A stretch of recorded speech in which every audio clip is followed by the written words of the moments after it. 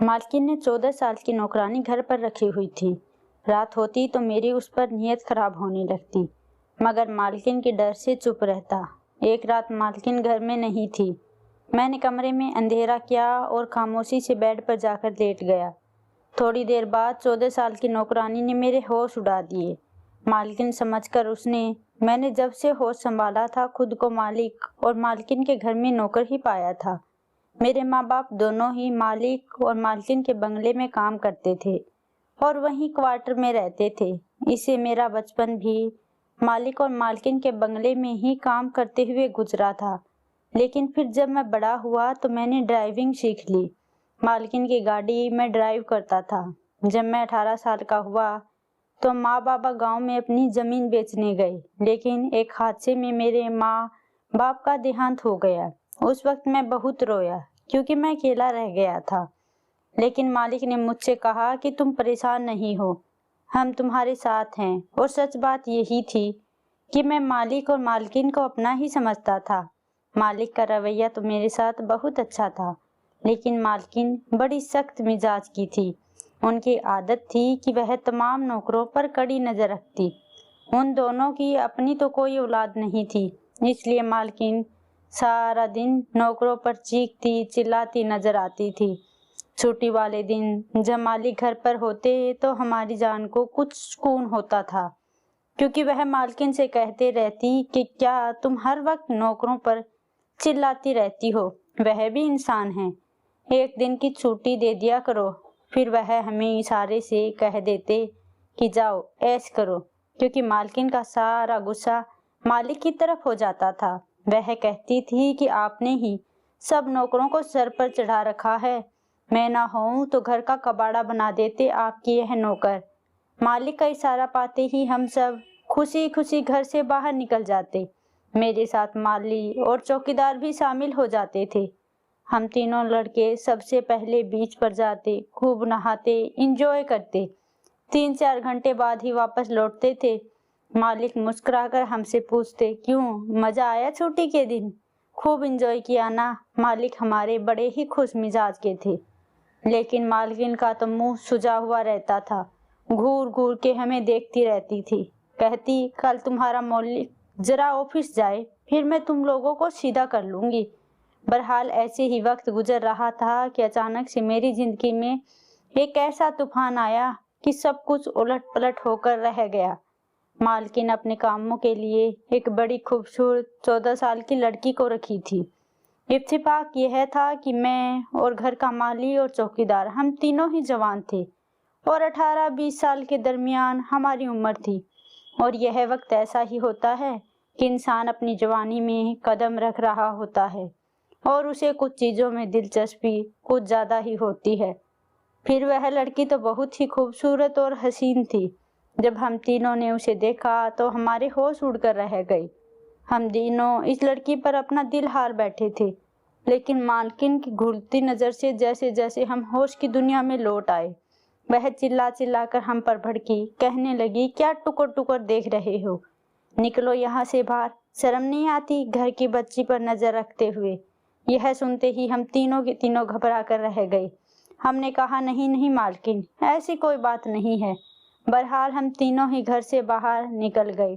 चौकीदार कहने लगा, यार मैंने आज तक कभी ऐसी खूबसूरत लड़की नहीं देखी। माली कहने लगा, सच कह रहे हो, लड़की तो वाकई ही बड़ी प्यारी है। यह सुनकर मुझे बड़ा गुस्सा आया कि भला ये कौन होते हैं इस लड़की को ऐसी वैसी नजरों से देखने वाले। मैंने कहा, शर्म नहीं आती क्या तुम्हें, घर में माँ बहनें नहीं हैं? बताओ मालकिन को, मैं तुम लोगों के बारे में बताऊंगा मालकिन को कि नौकरानी के लिए कैसी कैसी बातें कर रहे हो। हालांकि मेरी नीयत भी उस लड़की पर अच्छी नहीं थे, ना ही इरादे अच्छे थे, लेकिन मैं ये जाहिर ही नहीं करना चाहता था कि मैं इसे किस नजरों से देख रहा था। चौकीदार और माली मेरी इस बात पर बड़ा सा मुंह बनाकर अपने अपने कामों में लग गए, लेकिन मेरी आंखों में तो इस लड़की का चेहरा ही समा चुका था। फिर मेरा कोई खास काम भी नहीं था। मालकिन अगर कहीं जाती तभी मैं गाड़ी लेकर बाहर जाता था या फिर घर के अंदर छोटे मोटे काम कर लेता। मैंने सोचा कि चलो, मुझे तो वैसे भी घर के अंदर जाने की खुली इजाजत है, اس لیے بہانے سے اس لڑکی سے دوستی بڑھاتا ہوں۔ دوپہر کا وقت تھا اور میں جانتا تھا کہ اس وقت مالکن سو جاتی ہے۔ میری مالکن دوپہر کو ضرور سوتی اور شام کو ہی اٹھتی تھی۔ میں لونج میں آیا تو وہ 14 سال کی نوکرانی بڑے غصے سے روب جماتے ہوئے ایک نوکرانی سے صفائی کروا رہی تھی۔ کہنے لگی، مجھے مالکن نے کہا ہے کہ اچھے سے دھیان کرنا، اس لیے خبردار جو تم نے صفائی میں ذرا بھی سستی کرنے کی کوشش کی، اچھی طرح سے گھر کو چمکاؤ۔ وہ لڑکی تو شاید عمر میں 14 سال کی تھی۔ اس وقت مجھے مالکن کی ڈکٹو کاپی لگ رہی تھی۔ جیسے ہی لڑکی کی نظر مجھ پر پڑی تو مجھے اشاروں سے پوچھنے لگی، یہ تم یہاں کیا کر رہے ہو؟ اس لڑکی کے اشارے سے لگ رہا تھا کہ میرے آنے کی وجہ پوچھ رہی ہے۔ میں نے کہا، جی اگر آپ کو کوئی کام ہو تو بتا دیں، دن کے وقت میں گھر کے چھوٹے موٹے کام بھی کر لیتا ہوں۔ مالکن سو رہی ہے، اس لیے میری بات سن کر وہ کہنے لگی، اچھا ٹھیک ہے، اور میرے ساتھ یہ کہہ کر مجھے کچن میں لے گئی۔ پورا سنک برتنوں سے بھرا پڑا تھا۔ کہنے لگی، ایسا کرو پہلے برتن دھو لو۔ پھر اس نے ٹیبل کی طرف اشارہ کیا جو کچن میں پڑا تھا، جس پر کچی سبزیاں پڑی تھی۔ کہنے لگی کہ ان سبزیوں کو کاٹنا۔ پھر اس نے کچن کی شیلف کی طرف اشارہ کیا اور کہنے لگی کہ شیلف بھی صاف کر دو، اور جب سارا کام کر لو تو مجھے بتانا، پھر میں بتاؤں گی کہ تمہیں آگے کیا کرنا ہے۔ یہ کہتے ہوئے کمر پر ہاتھ رکھے ہوئے آرام سے وہاں سے باہر چلی گئی۔ بہرحال میں نے سارے برتن دھو دیے، کچن صاف کیا اور اس کے بعد سبزی بھی کاٹ لی۔ ابھی میں پیاز کاٹ رہا تھا جب میری آنکھوں سے پانی پوری طرح سے بہہ رہا تھا۔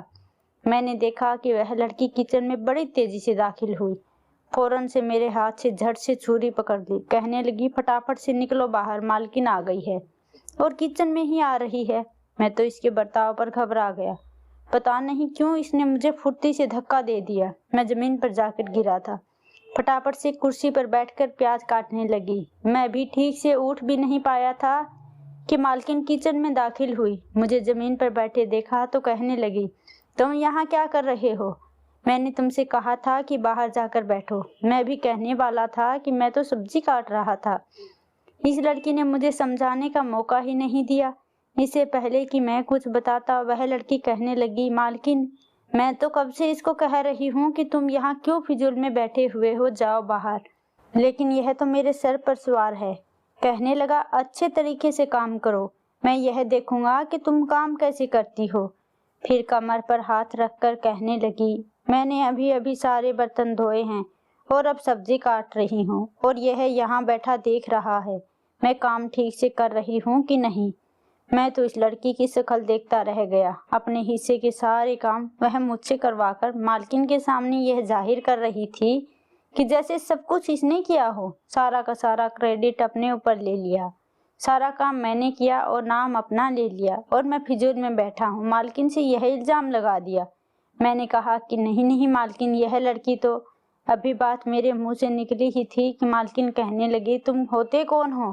اس لڑکی پر روب جمانے والے۔ آئندہ سے اگر میں نے تمہیں اس وقت گھر کے اندر دیکھا جس وقت یہ لڑکی کام کر رہی ہوتی ہے تو دیکھو میں تمہارا کیا حاشیہ کرتی ہوں۔ یہ کہہ کر مالکن نے میرا کان پکڑا اور بری طرح مروڑ دیا۔ کہنے لگی، نکلو گھر سے باہر۔ میں گھر سے باہر چلا گیا۔ مالک اپنا کام کر کے شام کو واپس چلا جاتا تھا۔